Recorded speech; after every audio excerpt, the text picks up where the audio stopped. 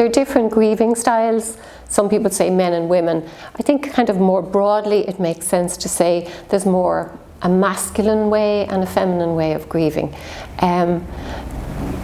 Most of us are pretty stable across our lives. What I mean by that is we'll grieve in the way we do everything else. So most likely, people that like to talk and connect and to share, they're going to do that in grief. People who are more private, who choose not to share a lot about their feelings, who don't tell the world and put things on Facebook every day. You know, we can usually judge how someone is going to be in bereavement. So a more feminine way of grieving is bringing people in, the conversations, the emotional sharing. Somebody else might have a very different style. And then the dance then is if we're meeting someone, we have our way, you know. But if we're the supporting person saying, well, I think it'd be good for you to cry or it'd be good for you to talk, are we so sure about that? We need to meet someone just how they are. There isn't a right and a wrong way of grieving. Just as we were saying, there aren't a set of stages that you go through. People find their own way through grief.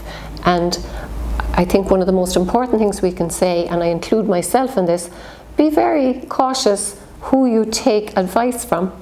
You know, there's loads of experts and people tell you what you should do. Again, it's a way of us, I think, having some control. We're very quick with that. I tell you now what you should do. What makes us think that we would know what someone else should do? The stories bereaved people tell of saying, coming home and someone saying, well, I cleaned out the room for you. I knew that would help. We really need to take a step back. That's not meeting somebody where they need to be.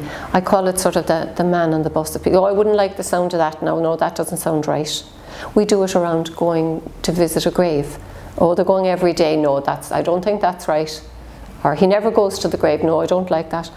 Well, seriously, how many times are you meant to go to the grave? There isn't rules for these things. But we get caught in it ourselves because it activates our own anxiety of, oh, what would I do if I was them?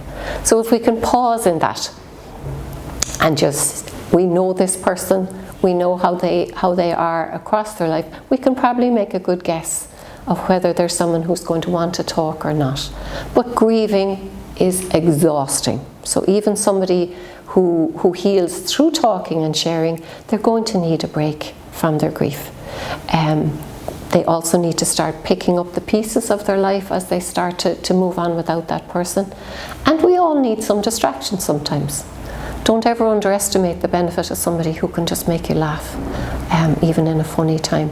I think the funniest and in some ways the worst thing, a friend of mine said, when someone died belonging to me, he was saying, oh, I thought they might hold on a few more weeks and then you wouldn't need those tickets.